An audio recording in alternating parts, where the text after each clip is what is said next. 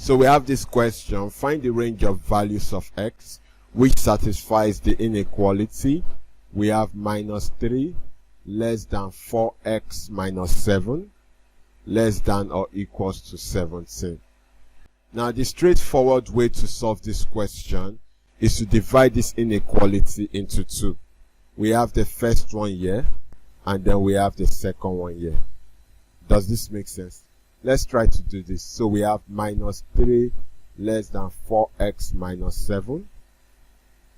And then we have the second one, 4x minus 7 less than or equals to 17. I hope you understand. Now we solve separately. In this case, we collect like terms. So minus 7 goes to meet minus 3. We are going to be having minus 3. When minus 7 crosses the less than symbol, it becomes plus 7 less than 4x. I hope you understand. Minus 3 plus 7 will give us 4 less than 4x. Now to find x, we divide both sides by the coefficient of x. And in this case, the coefficient of x is 4. So we divide both sides by 4. 4 cancels 4. 4 here 1, 4 here 1. So we have 1 is less than x, which means that x is greater than 1. Now let's solve the second part.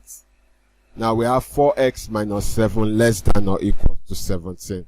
We collect like terms. Minus 7, which is a number, we go to meet 17. We'll be left with 4x less than or equals to, we write what is here first, 17. When minus 7 crosses the less than or equals to symbol, it becomes plus 7. So we are having 4x less than or equals to 17 plus 7 will give us 24. Now to find x, we divide both sides by the coefficient of x, which is 4. So we divide both sides by 4. 4 cancels 4. We are left with x is less than or equals to 4 here 1. 4 in 24 is 6. So we have 6. Does this make sense? Now we can represent this on a number line. So we have 0, 1, 2, 3, 4, 5, 6, 7. And then we can have minus 1, minus 2. Now we have these two inequalities. Let's take this one first. X is greater than 1. X is greater than 1. Now since we have ordinary greater than, it means we have an open knot. And greater than means that the arrow will be moving towards the right. So we come on top of 1, we draw an open knot, and the arrow moves towards the right. Do you understand? Now we do the second part. X is less than or equals to 6. Less than or equals to means shaded knot. And because it's less than or equals to, it means the arrow will be moving towards the left.